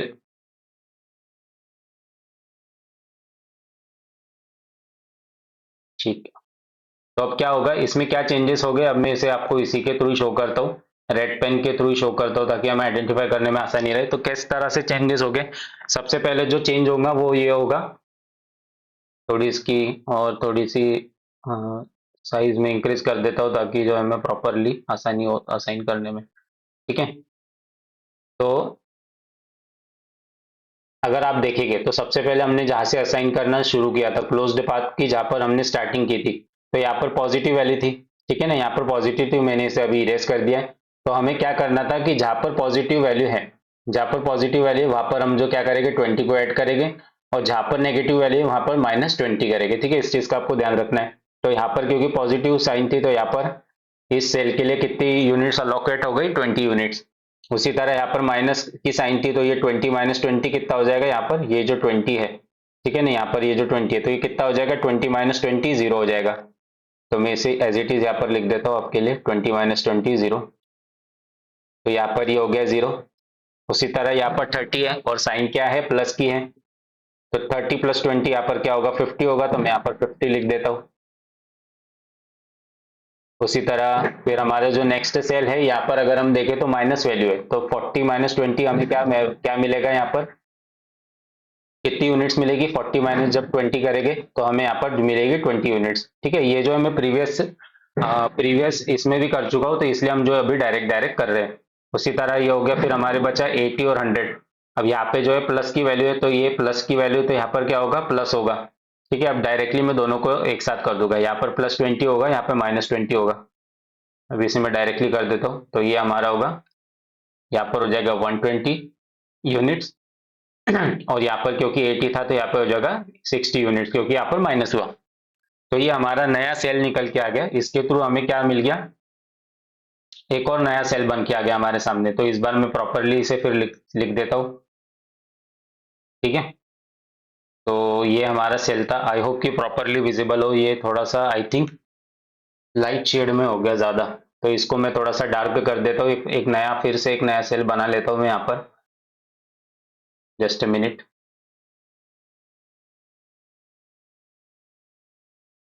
चल नहीं रहा है क्या यार, ठीक है, कोई बात नहीं, हम जो इसे देखेंगे, दिस इज, ठीक है। यहाँ पर इसे छोटा सा एक क्लियर कर लेता हूँ, यहाँ पर मैं इसकी साइज रिड्यूस कर देता हूँ, क्योंकि ऑलरेडी बहुत मिनिमम वैल्यू है ऑलरेडी, ठीक है। तो एक नया सेल और बना लेता हूँ, क्योंकि ये जो है प्रॉपरली ऑलरेडी विजिबल नहीं है, मुझे क्लियरली दिख नहीं पा रहा है, तो एक सेल में बना लेता हूँ।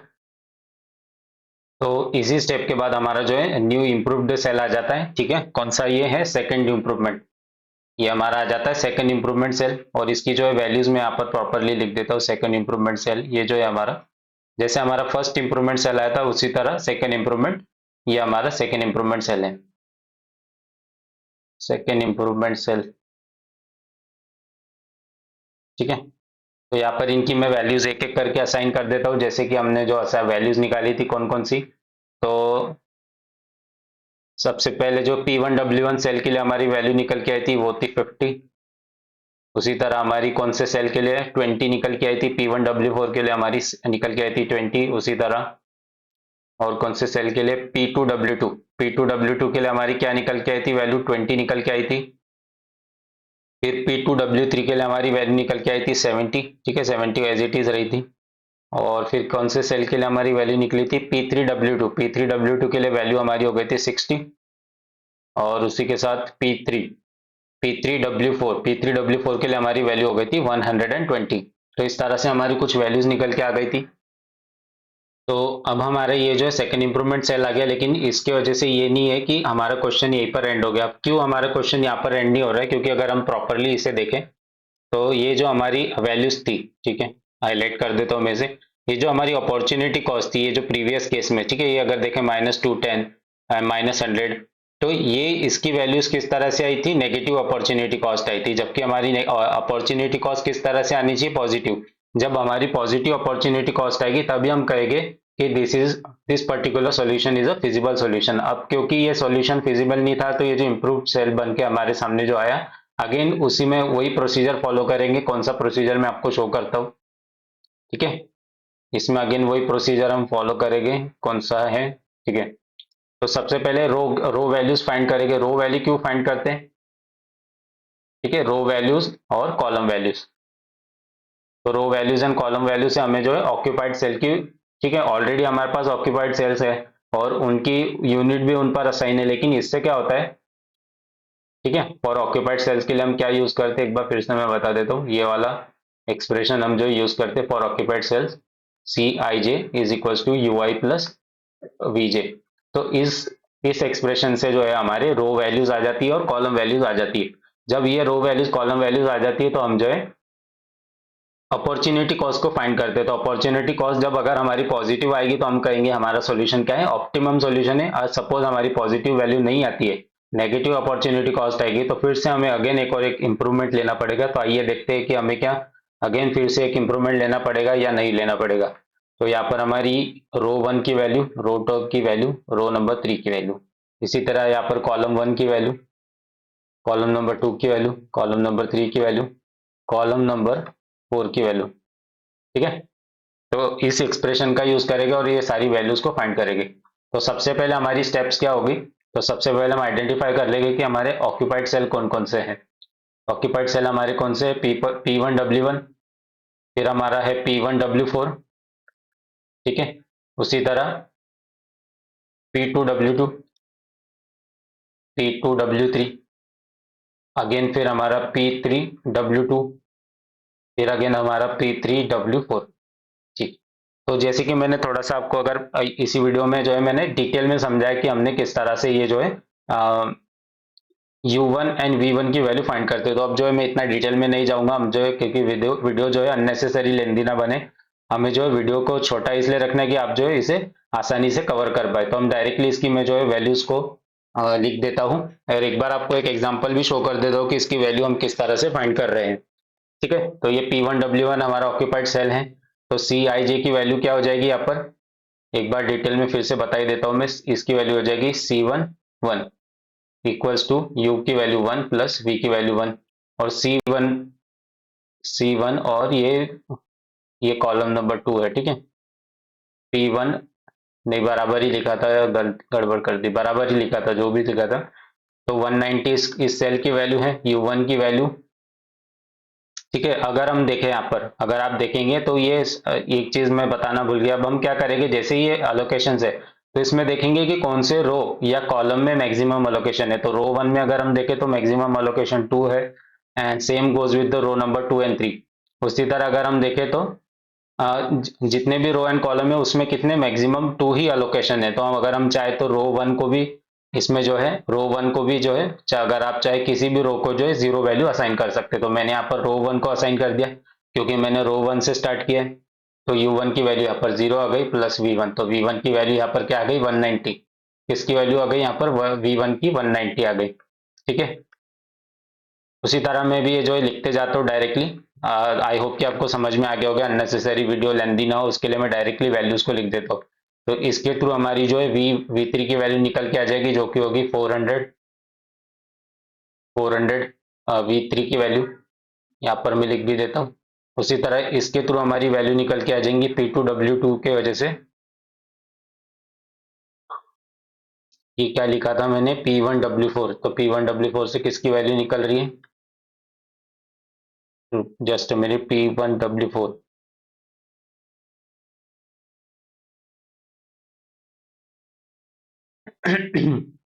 ठीक है, मैं इससे शो ही कर देता हूँ, एक काम कर, तो P1W4 अगर हम यहाँ पे देखें तो 100 है। 100 इज इक्वल्स टू U1 की वैल्यू 0 प्लस V1, तो V1 की वैल्यू हमारी यहाँ पर क्या निकल के आई, 100 है। ठीक है, ये थोड़ा सा करेक्शन कर लेना आप। तो V1 की नहीं ना, ये V1 की वैल्यू नहीं है यहाँ पर, P1W4, तो ये किसकी है, W4 की, V4 की वैल्यू है। तो V4 की वैल्यू हमारी यहाँ पर क्या आई, 100। उसी तरह P2W2 अगर हम निकालें, P2W2, तो P2W2 हमारा एक ऑक्यूपाइड सेल है। ठीक है, तो वैल्यूज में अब डायरेक्टली लिख देता हूँ। P2W2 से हमें किसकी वैल्यू मिलेगी, U2 की वैल्यू मिलेगी, जो कि होगी 300। ठीक है, U2 की वैल्यू जो कि होगी 300, ये मैंने यहाँ पर डायरेक्टली लिख दी। उसके बाद P2W3 अगर हम देखें तो इससे हमें मिलेगी वैल्यू V3 की, V3 की वैल्यू मिलेगी हमें 100, तो V3 की वैल्यू एज इट इज मैंने 100 यहाँ पर लिख दी। फिर P3W2, P3 और W2 को जब हम सॉल्व करेंगे तो हमें किसकी वैल्यू मिलेगी, V2 की वैल्यू मिलेगी, V2 इज इक्वल टू 0, तो यहाँ पर मैंने VT इज इक्वल टू 0 लिख दिया। उसी तरह P3W4 की अगर यूज P3W4 को अगर हम सॉल्व करेंगे तो हमें किसकी वैल्यू मिलेगी, U3 की वैल्यू मिलेगी। U3 की वैल्यू क्या है, यहाँ पर 100 है। ठीक है, तो इस तरह से हमने सारे वैल्यूज को असाइन कर दिया।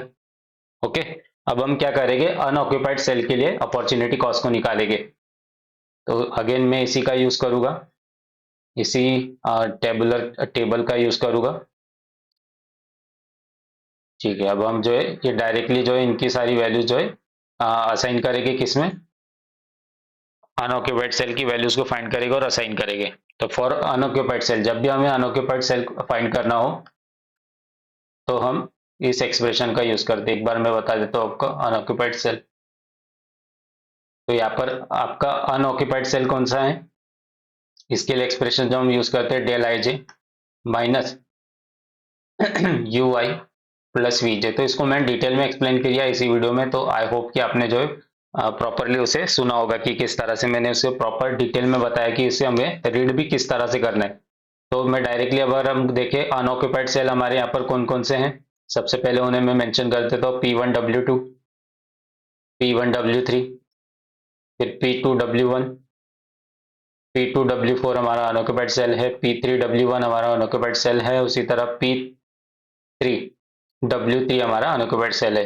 तो अब क्योंकि जो है इसकी डायरेक्टली मैं वैल्यूज लिख देता हूँ, आप, आई होप कि आपको जो है प्रॉपरली समझ में आ गया होगा कि किस तरह से हम इसकी वैल्यू फाइंड करते हैं। तो एक बार मैं एक एग्जांपल के लिए शो कर देता हूँ। तो P1W2 अगर हम देखें तो P1W2 से क्या बनता है कि del row number 1 column number 2 minus row 1 की वैल्यू प्लस कॉलम नंबर 2 की वैल्यू। तो इनकी वैल्यूज ऐसे इट इज पोस्ट करेंगे हम। P1W2 सेल की क्या वैल्यू थी, 300 माइनस U1 की वैल्यू हमने 0 निकाली थी, और V2 की वैल्यू हमारी यहाँ पर रहती 0। तो इस पर्टिकुलर सेल के लिए जो अपॉर्चुनिटी कॉस्ट आ गई वो कितनी आ गई, 100, 300। तो एज इट इज मैं इसे टेबुलर फॉर्मेट में एक बॉक्स के अंदर लिख देता हूँ, जिससे हम आइडेंटिफाई कर पाएंगे कि ये जो है अनऑक्यूपाइड सेल की वैल्यू है। ठीक है, और जो सर्कल में है वो हमारी कौन सी है, ऑक्यूपाइड सेल की वैल्यूज है। तो अब डायरेक्टली मैं जो है इन सेल्स के लिए आंसर्स, इनकी वैल्यूज लिखते जाता हूँ, ताकि अननेसेसरी वीडियो जो है अननेसेसरी लेंदी ना हो। तो अगर P1W3 से देखें तो P1W3 से हमें क्या वैल्यू मिलेगी, हमें वैल्यू मिलेगी V3 की। V3 की वैल्यू हमें क्या मिलेगी, P1W3। ठीक है, तो P1W3 से हमें क्या वैल्यू मिलेगी, V3 में नहीं, V3 की वैल्यू नहीं मिलेगी हमें, हमें जो है अपॉर्चुनिटी कॉस्ट मिलेगी। P1W3 सेल से अगर हम सॉल्व करेंगे तो अपॉर्चुनिटी कॉस्ट हमें मिलेगी। तो P1W3 के लिए अपॉर्चुनिटी कॉस्ट क्या आएगी, अगर मैं देखूँ तो यहाँ पर वो आएगी 400 फॉर पर्टिकुलर सेल, और इस सेल के लिए क्या वैल्यू आएंगी, P2W1 के लिए वो आएगी 210, इस सेल के लिए वैल्यू आएंगी P2W4 के लिए 200, और अगेन P3W1 के लिए जो वैल्यू आएगी वो होगी 110, और P3W3 के लिए आएगी 200। तो अब इन वैल्यूज को मैं असाइन कर देता हूँ, ठीक है ना, इन वैल्यूज को मैं असाइन कर देता हूँ। जिस तरह से मैंने 300 असाइन किया P1W2 में, तो P1W3, तो P1W3 के लिए क्या अपॉर्चुनिटी कॉस्ट है, 400, तो 400 मैंने यहाँ पर लिख दिया। उसी तरह P2W1, तो P2W1 क्या है, ये है P2W1 के लिए क्या वैल्यू आ रही है 210। फिर P2W4 के लिए वैल्यू क्या आ रही है 200, यहाँ पर मैंने लिख दिया 200। P3W1 के लिए अगर मैं देखूँ तो इसके लिए आ रही P3W1 के लिए 110। और P3W3 को अगर मैं देखूँ यहाँ पर तो इसके लिए वैल्यू आ रही है 200। ठीक है, तो आपने क्या देखा कि ये जो थी अपॉर्चुनिटी कॉस्ट थी, ठीक है, अनऑक्यूपाइड सेल से जब हम वैल्यू निकालते हैं, कौन से सेल से, अनऑक्यूपाइड सेल से, तो इससे ये अगर आप देखें, ये जितनी भी है हमने अनऑक्यूपाइड सेल्स के लिए वैल्यू निकाली, तो ये क्या है हमारी अपॉर्चुनिटी कॉस्ट है। This is 300, 400, 210, 200, 110, 200। अब आपने क्या नोटिस किया कि इसमें आपने देखा जितनी भी अपॉर्चुनिटी कॉस्ट है ये सब क्या है, पॉजिटिव है। ये 300 आपने क्या देखा, ये पॉजिटिव है। This is also positive, positive, positive, positive and again positive. इसमें से कोई भी एक भी ऐसी अपॉर्चुनिटी कॉस्ट नहीं है जो नेगेटिव हो, तो इसका मतलब हम क्या कह सकते हैं कि हमने जो ऑप्टिमम सॉल्यूशन पे रीच कर चुके हैं। So this particular solution is a optimum solution. ठीक है, तो स्टेटमेंट आप क्या बना सकते हैं, अगर सपोज आपको स्टेटमेंट के थ्रू एक्सप्लेन करना हो तो हम यहाँ पे लिख सकते हैं since all the opportunity cost, since all the opportunity cost are positive,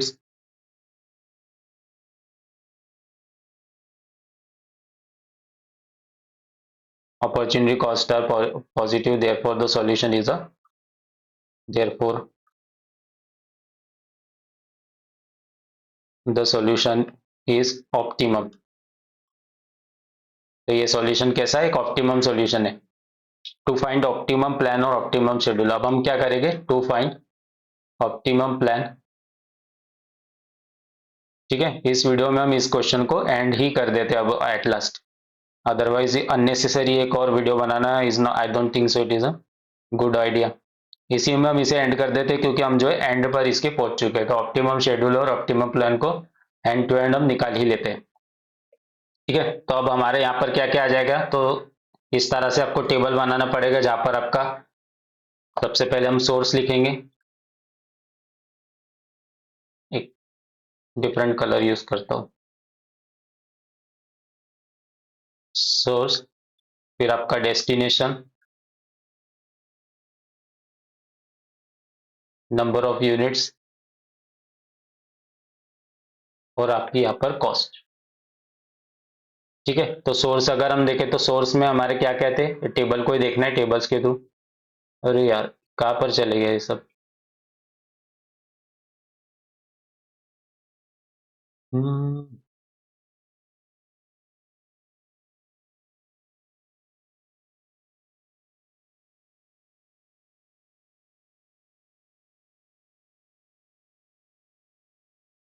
ठीक है, हम कुछ ज्यादा ही नीचे चले गए थे, अगेन उसे लिख देता हूँ मैं यहाँ पर फिर से एक बार, इसे ऊपर लेके जाता हूँ क्योंकि हम जो है नीचे बहुत ज्यादा आ गए। हमें टेबल का यूज भी करना है मैक्सिमम टाइम, तो सही रहेगा ऐसा। तो अब सोर्स अगर हम देखें तो हमारे सोर्स क्या क्या है, सोर्स में अगर हम देखें तो सोर्स क्या क्या है हमारे, P1, ठीक है। कौन कौन से सोर्स बन के आ गए, सोर्स क्या बनेंगे हमारे, जो P1 है, ठीक है, सोर्स क्या है P1।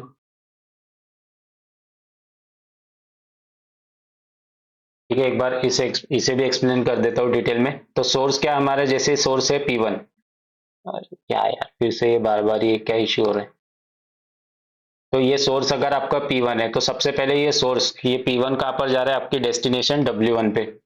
ठीक है, अब हम क्या करेंगे, ये ऑक्यूपाइड सेल्स के थ्रू जो है अपॉर्चुनिटी हमारा क्या करेंगे, ऑप्टिमम प्लान या ऑप्टिमम शेड्यूल की वैल्यू को निकालेंगे। तो ये P1W1, तो ये आपका ये सप्लाई, सप्लाई कौन सा, सप्लाई में, सप्लाई नहीं सोर्स, तो सोर्स आपका क्या है P1 और इसकी डेस्टिनेशन क्या है V1। सो ये क्या थी आपको ये यहाँ पर जो है रिमूव हो गया था आई थिंक सो, तो यहाँ पर मैं लिख देता हूँ ये है आपकी डेस्टिनेशन।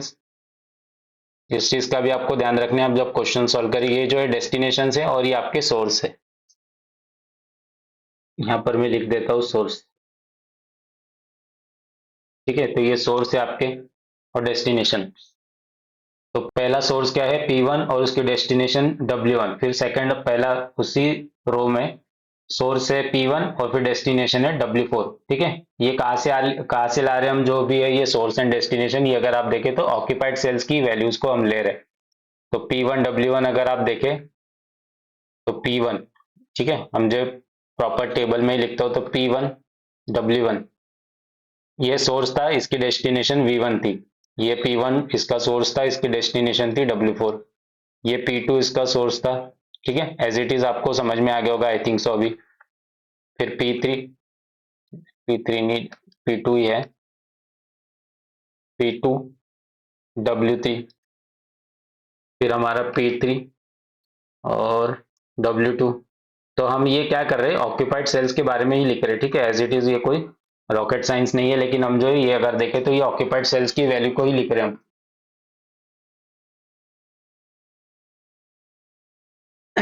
तो इसकी नंबर ऑफ यूनिट्स क्या आएगी, अगर हम देखें P1 सोर्स, ये P1W1, ठीक है, ये P1W1 को अगर हम देखें तो इसका अब इसके ये क्या है, एक ऑक्यूपाइड सेल है और इसकी वैल्यू क्या है 50 मल्टीप्लाइड बाय 190। तो इस सेल में यूनिट कितनी है, वो 50 है और वैल्यू कितनी है 190। तो हम यहाँ पर क्या करेंगे 50 मल्टीप्लाइड बाय 190। ठीक है, उसी तरह P1W4 को अगर हम देखें P1W4, इसके लिए क्या है, यूनिट है 20 और वैल्यू है 100। तो 20 मल्टीप्लाइड बाय 100। ठीक है, उसी तरह P2W2 के लिए अगर हम देखें तो P2W2 के लिए है 20 और 300। ठीक है, इसे मैं यहाँ पर ये जो है कर्सर को देखिए इस बार, टू 20 इंटू 300 और फिर दूसरी है 70 इंटू 400। तो यहाँ पर हम इस तरह से लिख देंगे 20 इंटू 300, 20 इंटू 300, फिर हमारी है 70 इंटू 400। ठीक है, और उसी तरह अगर आप वो टेबल को अगर देखेंगे तो आपको जो है इसकी वैल्यू भी याद होगी कि ये जो है ऑक्यूपाइड सेल की वैल्यू यहाँ पर क्या है 60 इंटू 100, और उसी तरह इस सेल के लिए जो है वो है 120 इंटू 200। ठीक है, एक बार फिर से हम कंफर्म कर लेते हैं 60 इंटू 100। ठीक है, तो ये जो है आपका, ये देखिए 60 इंटू 100 और ये 120 इंटू 200। अब हम इसका टोटल करेंगे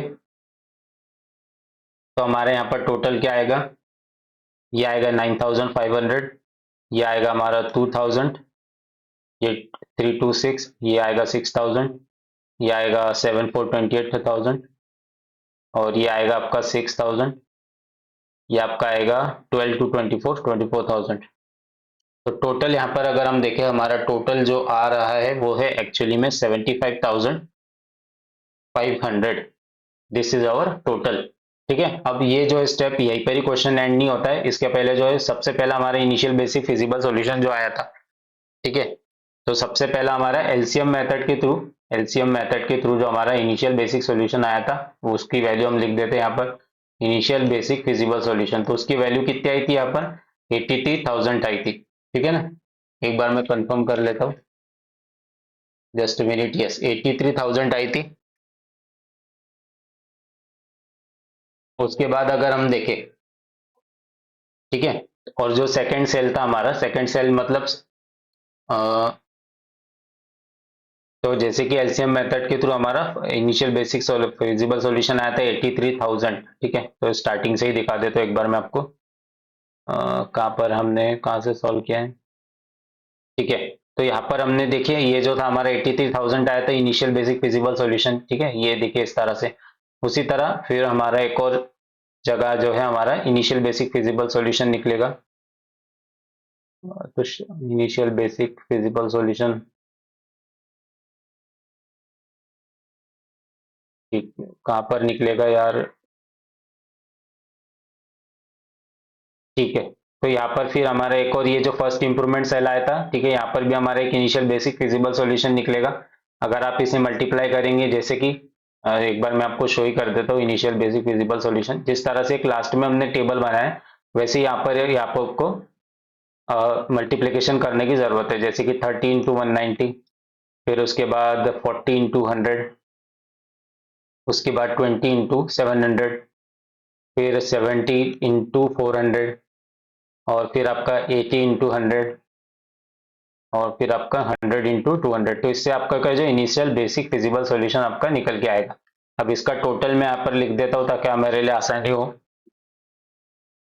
तो हमारा यहाँ पर इनिशियल बेसिक फिजिबल सॉल्यूशन जो आएगा वो है 79,500, 79,700, ठीक है। तो इस तरह से हम इसे भी लिख लेते हैं यहाँ पर नीचे, फ्रॉम फर्स्ट इंप्रूवमेंट सेल। तो फर्स्ट इंप्रूवमेंट सेल से हमारा आई इंप्रूवमेंट सेल से हमारा इनिशियल बेसिक फिजिबल सॉल्यूशन जो निकल के आया वो कितना है, 79,500, 79,700 है, 79,700, ठीक है। उसी तरह फिर अगर हमने अगर ऊपर ही अगेन सेम और कौन सा हमारा इंप्रूवमेंट सेल आया था, उसके बाद हमारा इंप्रूवमेंट सेल आया था वो था फर्स्ट इंप्रूवमेंट सेल से तो हमने वैल्यूज निकाल ली, ठीक है। फर्स्ट इंप्रूवमेंट सेल के थ्रू हमने निकाल ली, फिर हमारा आया था सेकंड इंप्रूवमेंट सेल। तो सेकंड इंप्रूवमेंट सेल्स के थ्रू हमारी क्या वैल्यू निकल के आएगी, यहाँ पर मैं साइड में ऐसे लिख देता हूँ इस तरह से।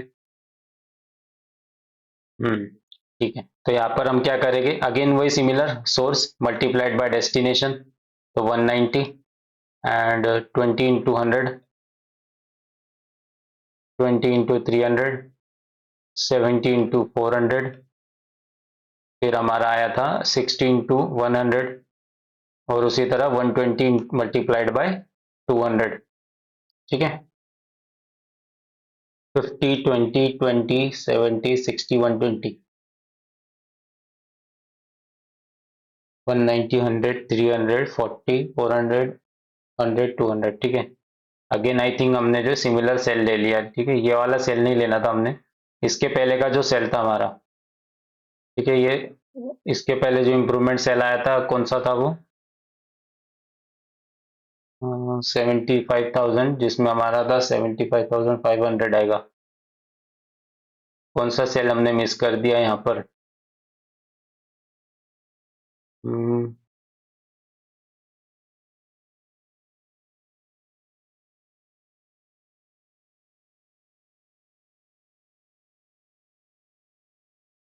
जस्ट मिनट, हमने कौन सा सेल मिस कर लिया, मैं एक बार देख लेता हूँ। तो एक्चुअली हमने कोई सेल मिस ही नहीं किया है, मिस नहीं किया है, ठीक है। जैसे कि मैंने आपको बताया था एलसीएम के थ्रू हमने जो था, एलसीएम मेथड से जब हमने सॉल्व किया था उसके थ्रू भी हमारा जो इनिशियल बेसिक सोल्यूशन यहाँ आ गया था 83,000। उसके बाद हमने फर्स्ट इंप्रूवमेंट किया था, फर्स्ट इंप्रूवमेंट के थ्रू भी हमने जो इनिशियल बेसिक फिजिबल सोल्यूशन आया था फर्स्ट इंप्रूवमेंट के बाद वो था 79,700। उसके बाद हमारा जो सेकेंड इंप्रूवमेंट सेल आया था, ठीक है, ये था हमारा second improvement cell, second improvement cell ये था हमारा। तो इसके थ्रू जो था हमारे, क्योंकि अपॉर्चुनिटी कॉस्ट जो थी पॉजिटिव आ गई थी, तो हमारा क्योंकि ये फिजिबल सॉल्यूशन बन गया था ऑप्टिमम सॉल्यूशन, इसके थ्रू हमने जो है ऑप्टिमम सॉल्यूशन बनने की वजह से हमने क्या किया, इसका भी हमने क्या किया, ऑप्टिमम प्लान या ऑप्टिमम शेड्यूल हमने इसका फाइंड किया। तो ये जो था थर्ड हमारा, ठीक है। तो सेकंड इंप्रूवमेंट सेल से हमारे, सेकंड इंप्रूवमेंट सेल से हमारा इनिशियल बेसिक फिजिबल सॉल्यूशन क्या आ गया, हम क्या कह सकते हैं, इनिशियल बेसिक फिजिबल सॉल्यूशन क्या कितना आ गया यहाँ पर, वो हो गया 75,500, ठीक है। तो ये चीज आपको ध्यान रखनी है, ये इनिशियल बेसिक फिजिबल सॉल्यूशन की वैल्यूज का हमेशा आपको ध्यान रखना है।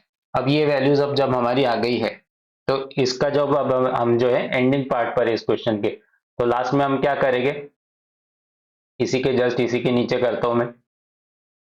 तो कॉस्ट सेविंग, ठीक है, कॉस्ट सेविंग किस तरह से हुई हमारी, ये जो है हमारी कॉस्ट सेविंग है, ठीक है।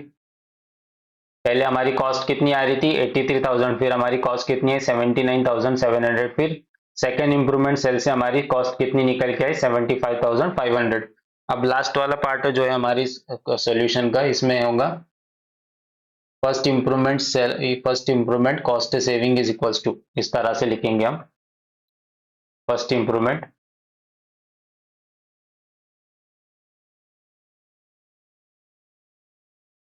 कॉस्ट सेविंग, ठीक है। इसे थोड़ा सा नीचे कर देता हूँ, ठीक है। First improvement cost saving is equals to per unit saving, per unit saving कितनी हो रही है,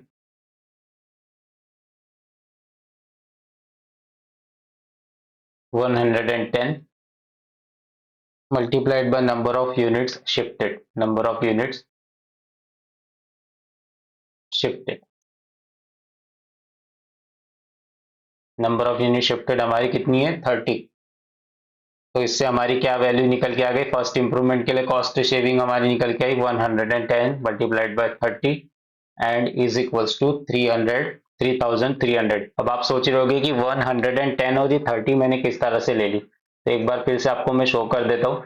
जैसे ही हम फर्स्ट इंप्रूवमेंट सेल में अगर जाएंगे, फर्स्ट इंप्रूवमेंट सेल हमारा कहाँ पर है, फर्स्ट इंप्रूवमेंट सेल, ठीक है।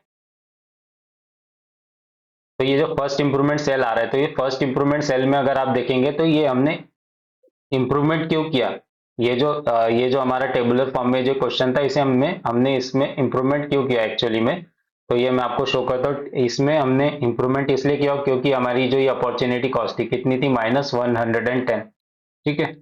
ये -110 हमारी जो अपॉर्चुनिटी कॉस्ट थी, ये क्योंकि माइनस में आ रही थी, जबकि हमें चाहिए कि इसमें था ये पॉजिटिव आनी चाहिए थी, हमारी जो भी अपॉर्चुनिटी कॉस्ट जो भी है वो हमेशा पॉजिटिव आना चाहिए। जब हमारी ये नेगेटिव आएगी तो फिर हमें इस सेल में पर्टिकुलर ये जो पे टेबुलर फॉर्म है, टेबुलर फॉर्म का टेबल है, इसमें हमें इंप्रूवमेंट करनी पड़ेगी। तो इसके थ्रू हमारी जो है क्या कह सकते हैं, पर यूनिट सेविंग आई, पर यूनिट सेविंग की वैल्यू इसके थ्रू आई हमारी। और अगर हम देखें 30, और ये 30 वाली वैल्यू कैसे आई, नंबर ऑफ यूनिट शिफ्टेड। अगर आप फर्स्ट वाले सेल में अगर आप देखें ध्यान से, तो हमने जो वैल्यू यूज की है शिफ्ट करने के लिए वो थी 30, ठीक है ना। आपको याद होगा 70 और 30 वैल्यूज थी, नेगेटिव नेगेटिव साइन असाइन हुई थी 70, तो यूनिट कितनी थी वहां पर 70 और 30, तो हमने मिनिमम वैल्यू ली थी 30, तो उसके थ्रू हमने इसे यूज किया। तो इससे हमारी फर्स्ट इंप्रूवमेंट में जो कॉस्ट सेविंग हुई, फर्स्ट इंप्रूवमेंट में कितनी कॉस्ट सेविंग हुई, उसकी वैल्यू हमारी यहाँ पर 3300 आ गई, ठीक है। अब इसके थ्रू अगर आप ये माइनस करके देखेंगे तो इससे भी आप जो कंफर्मेशन आपको मिल जाएगा। तो ये अगर आप देखें 83 माइनस इसे करेंगे तो आपको मिलेगा 3300। उसी तरह यहाँ पर भी अगर माइनस करके देखें या फिर इस तरह से भी फाइंड करके देख सकते हैं आप, second improvement cost saving, improvement cost saving is equals to, तो पर यूनिट सेविंग कितनी हुई, पर यूनिट सेविंग वो हुई थी 210 आई थिंक, ठीक है, आई होप। और number of shift unit shifted हमने कितनी की थी, नंबर ऑफ यूनिट्स शिफ्टेड, तो नंबर ऑफ यूनिट शिफ्टेड हमने 20 की थी, ठीक है ना। एक बार हम फिर से क्रॉस चेक कर लेते हैं।